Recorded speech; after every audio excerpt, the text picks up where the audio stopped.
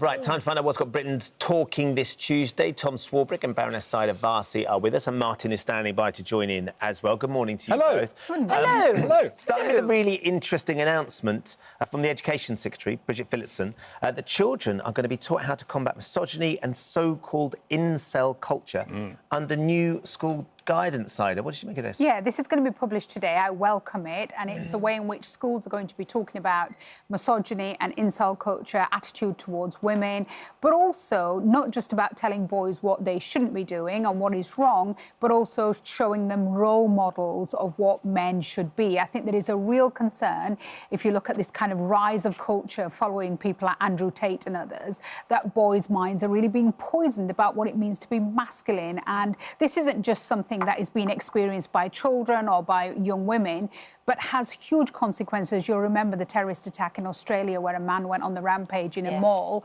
and he was an incel, effectively, and wanted to go out and just kill women. And so this is really dangerous stuff. And I think if you remember growing up, so much work has been done around women having role models, girls being able to see what they can be, Black, Asian, minority, ethnic people being able to see role models. And I think this is really the missing part of the jigsaw, where young men can also have an understanding of who they can be, who their role models are, and not just be told what isn't acceptable, but also what is what a man can be. Yeah. I think you've got to guard against telling young men in particular that they are always a problem, which is, I think, sometimes what a lot of men might, or young men might feel that they're being cast as, is the difficult ones, the ones that are going to cause the trouble. Yeah. So I think that's why you've got to have people that they can follow and they can look up to as being a masculine role model. But what all of this shows, I think, is just how much society has changed for young people, that we are even having teenagers have lessons about misogyny and incel culture. It's even younger than teenagers, isn't it? And one of the things absolutely, because one of the things as part of this review is that they're going to change the guidance on some of the descriptions of some quite sexually explicit information being delivered to children that are younger, so sort of year 9, age 13 years old. In part because Bridget Phillipson, the Education Secretary, says these girls, mainly girls, they know about this stuff. They're seeing it online, they're hearing their friends talk about it, but they're not being taught about it in schools and they're not getting the information from home. So we need to lower the age at which they're being talked about some pretty sexually explicit stuff, because that's what they're seeing in society. And part of me just wonders, are we sure we're getting this the right way round? Why are we sort of pandering to the lack of innocence of these children by saying, oh, we've got to talk about it in schools, rather than saying we need to do a hell of a lot more to protect them from this stuff because it's so available on their phones, it's so available on social media. Why are there not greater restrictions on kids accessing this stuff? But actually what they are going to do, sorry, Ben, is that they are going to now liaise more and consult with parents, so that when they are going to be changing the content and material that they're going to be teaching people, children, that there will be more consultation with parents as to what is being taught. Because I think that is a big concern for parents. Certainly when my kids are adults now, but when they were younger, we still had the choice of being able to take them out of certain lessons and say, look, I want to lead on this for my child. I want to be able to frame these discussions for them before the school becomes involved. Because I think you know your child best, and often what can just be a generic, clunky approach to this teaching in schools needs parents to be involved, and it needs to be a joint thing between home collaboration and is school. hugely important, isn't it? It's also how you make the language work as well for certain age groups. Like, how do you make that? Well, that's where you've got to trust the professional teacher, isn't it, really? The parents and have to trust them to be able to do it. I mean, it's just... Thinking back to my own school days about what sex education was, in this sort of toe-curling... I went to an all-boys school, so it's a kind of toe-curlingly male environment in which the teacher had to stand up in front of a bunch of 14-year-old boys with a cucumber and a condom, and that was it. That was all it was. So we've come a hell of a long way way from that. Didn't do you any harm, Tom? Well, I don't know, actually. Don't know. I think, well, so my boys, they're 2018 now, and they've been through a very different experience of all of that sort of education. You didn't even get that. No, you didn't even get the cucumber business. No cucumbers were used in my school. Yeah. Other than in the kitchen and the dining hall. But actually, we've always been very open, Annie and I, with this, and with the boys as well. And it was brilliant to have that. But it was a collaboration, to your point, Sayeeda. The parents were very much involved. This is what the PHSE syllabus is going to be. This is what the boys are going to be taught. This is how they're going to be taught it. Let us know your thoughts Do you want, you know, and it was much more collaborative. And if you can get it right and the parents come along board with it, that means you can talk about it when you get home as well. Completely. And you can share it in it. So if you're in front of a class with all your mates and you feel nervous about asking a question, if you know your parents are talking about it, you can ask them at home and it's a much safer environment. Yeah, but, less, you know. But you're also not removed from the whole class as well, so everybody's talking Yeah. about it all at the same time. Yeah. It's a good way of doing it. OK, let's talk about the sunshine and the heat Please. and how hot it's been recently. Should you get time off when it's hot? Not if, I mean... I'll tell you, the reason I'm asking the question is this comes as a council in Surrey cancelled bin collections after the heat wave led to unprecedented absences among staff. Can you imagine just how stinky it was the following week after that? I mean, my bins, very happily, my bins are collected quite early in the morning. It wasn't 33 degrees at 7:30 in the morning. Do you know what I mean? Like, I get it's hot, sweaty, hard work. I don't want to have to do it myself. Should they be in shorts, the bin men? Well, they can be in shorts if they want. I don't want you to go down this route, please. They can be in shorts if they like. They can wear, you know, wear a dress appropriately for something. Come on. We're all tempted, Sayeeda. When the weather's great, you're all tempted, oh, wouldn't it be lovely just to sit in the garden today and not have to go about and pull a sickie? But it seems extraordinary, though, that the bin collection was cancelled by Reigate and Banstead Council because they had very challenging working conditions, really, really hot. And they decided that, you know what, lots of people weren't coming in because it was so tough. And there are two bits to this. First of all, there are no legal regulations. I mean, there's advisory kind of opinions on the temperature, the lowest temperature people should be expected to work at and the highest temperature. And there's no opinion, there's no law which says you can't work above this temperature. But secondly, this wasn't an issue just about temperature. This was because people weren't turning up to work. And if there's ever a time when you need your bins collecting, is when the heat is on and everything is festering, right? You need to get those bins collected. And actually, this was the green bin that was not the garden bin that wasn't being collected. So if there's ever a time when you're putting garden waste in, it's when, you know, people are kind of dealing with their gardens. So I really think we just need to get a grip. Most of the world out there works in incredibly high temperatures, continues to work through high temperatures. And the fact that we get, you know, we get a bit of snow, it gets too cold, it gets too warm. Come on, Britain, pull yourself together. Martin, what did you make of this? Absolutely. Well, I thought it was interesting. Just an aside on the story you were talking before to say to Tom about kids and age. Actually, the age checks in the Online Safety Act come in at the end of this month for inappropriate content. Whether that will be policed effectively enough for what children are seeing, but I think that's an important first step towards getting children to see less inappropriate content going forwards. And watching what the Online Safety Act does over the next 3 years as it's implemented and we move into scam adverts is important. On this one, I went when I knew you were doing this story and I read the Health and Safety Executive's guidance today. I know, I'm sexy. And what's very interesting is all of it about temperature is toned towards cold temperatures. So there are rules on temperature. It mustn't be less than 16 degrees indoors or 13 degrees if there's a hard physical attitude. There's no maximum temperature and there's very little on hot weather in there. So we're not attuned for this. But you know what? If you're in a big, heavy suit and you're doing the bins, I do have some sympathy. They're meant to put personal protective equipment in place and to try and give some mitigating factors. If they can't do that, I have some sympathy. Hello there. Welcome back. Tom and Sayeeda and Martin are still staying with us for a look at more of today's news stories, and we're back to shorts. We are back to shorts. Tom. What's the story? Students at a South Yorkshire secondary school. It is. Yeah, good. Thanks, there you go. There. That went early. Okie dokie. You made quite a splash. Yeah. Have you been stopped on a train? Do you know what? I haven't been stopped.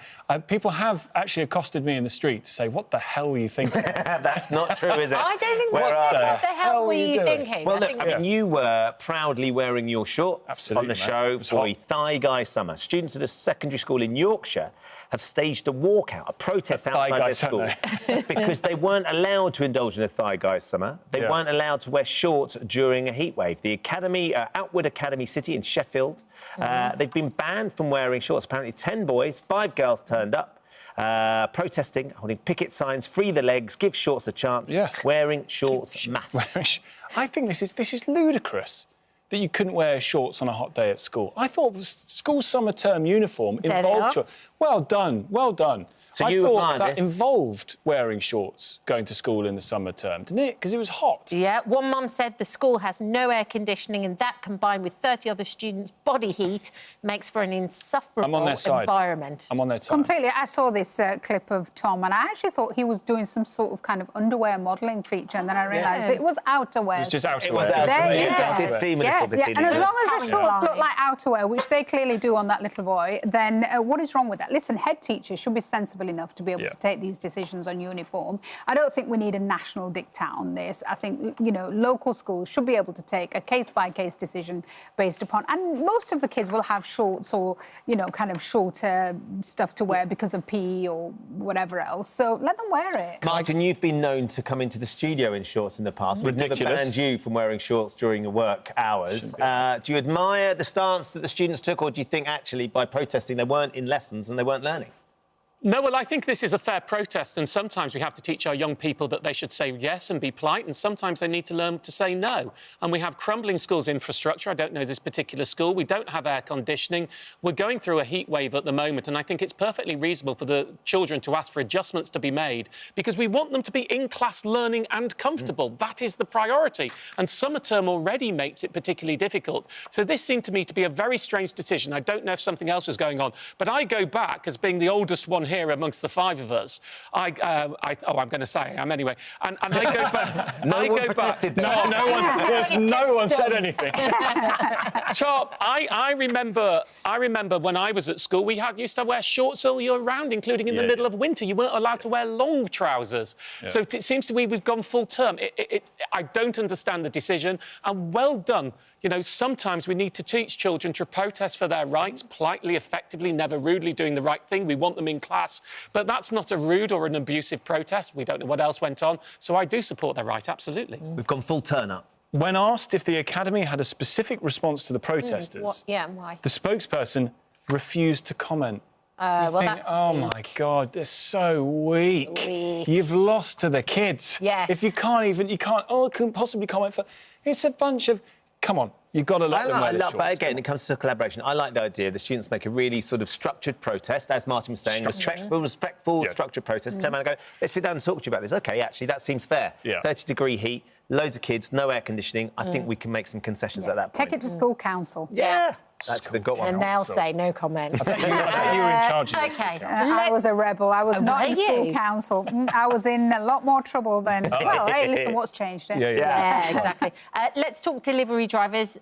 Annie's on first-name terms with Yes, with most of the delivery drivers in Surrey, to be honest. Yes. According to a new survey, 1 in 3 people have admitted that they see their delivery driver more often than they do their own family. We've got our delivery driver into a form of sort of Pavlovian conditioning. He arrives at our house even if he's got nothing to deliver. It's just in his head. Do you know what I mean? It's so often that you just try, I've got anything. It's his route. Is there, exactly, yeah. He's there the whole time. We have got acres of forests of cardboard outside our house because we're just I see my kids and the delivery driver at the same time. So when the kids come back, the delivery driver starts arriving. Oh, really? When the kids go, the delivery driver stops coming. I see. That's so when right. the delivery driver starts arriving and the boxes start piling up, I know the kids are coming back for summer. Martin, nearly 1 in 10 people receive more than 5 deliveries a week. 1 in 4 purchases in the UK are now happening online. Yeah, that doesn't really surprise me. I think delivery is the new way that it tends to go forward. I mean, I'm not sure about this whole seeing the delivery driver more than your family. I think perceptions here will be skewed as whether you're in London or not, because where I live, we don't have a delivery driver. There are lots of different delivery drivers. We don't build that relationship. But I think people who are living certainly in rural areas or in different parts of the country outside of urban centres may well have a much better relationship because they have the same person coming to their house at all times. I mean, we're lucky enough to have a parcel box, to be honest, which is quite helpful. Because the house was built since they got those. So the parcel comes through, it drops down, no one can get it out, and therefore you don't actually... It's much easier for the delivery driver and easier for us. Yeah. Very amazing. On the other side of this is people are saying that they're only seeing their delivery driver more than their families. Also, apparently, we've lost our sense of community. A new report saying that 15 million people rarely see or never meet people from other backgrounds and feel that too little is being done to bring communities together, Sayeeda? This is such an important report, and it's so timely. And in light of what we saw on our streets with the riots last year, actually, there is a lot of thinking going on in government at the moment as to what has gone wrong. What is this sense of unease? And I think this is the first report, and then from this will be a whole series of consultations with the public. But I think what's really important here is I really hope this process holds to account those people in public life, including politicians, think tanks and media people, commentators, who spend a lot of their time poisoning the public discourse, telling us all how we don't like each other, we're all divided, how we've all got so much that is different. And I posted a story on Twitter actually over the weekend of just a normal incident where we were driving home, my husband and I, we saw an elderly Asian man who looked like he was in trouble at the side of the road walking up a hill, a younger English girl who was helping him, a white English girl who was helping him. And there's always this talk about how people don't get along on racial grounds, and how she'd called her husband out to help him to get home, and then we got involved, and then between us we managed to get this elderly man home. And I tweeted about this story to say, look, whatever they tell us nationally about how we're all divided, the everyday encounters between people of different backgrounds, races, religions, ethnicities, social circle, whatever it may be, happens. And the more we start to talk about those everyday positive encounters, I think that is so important, because at the moment it seems like division and hate sells, and we're constantly pumping this stuff out. I think, I of course, completely agree, but I do think that we have been taught over the last few years to have shown to us the things that are different about individual Brits, different ethnicities, different walks of life, different backgrounds, what have you. And I do worry that we have become quite atomised as a country, and that we have sort of little islands of people who don't necessarily integrate all that much, and this is what that report is saying. And in part because we've forgotten about the things that actually we have in common. And the fundamental thing that we all have in common is we are Brits.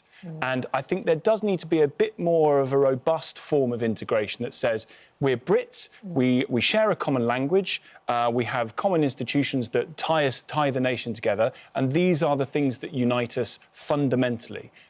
Because I do worry that we are slightly losing some of that. And an admission, by the way, including, I think, governments that I was a part of, that the very spaces and places where people did come together, the libraries, the youth centres, the places where people did meet people from different backgrounds, I'm sorry, we closed down. We shut down so many places and so many organisations and so many programmes and projects because we felt that community cohesion was so down the food chain of what was important that it was where the cuts first came. And so I think there has to be an acknowledgement that certainly for at least the last 10 years, there hasn't been a serious programme of bringing people together and having the spaces and places where people can mix and meet people from different backgrounds. I think stories like yours, though, from the weekend are so important. So Yes. I'm really glad you had that. I missed that. I wish I'd seen it. And it says 69% of people think their area is a place where those from different backgrounds get on well. So it is And that's the story we've got to keep reinforcing, that actually, on an everyday basis, the beating heart of Britain is decent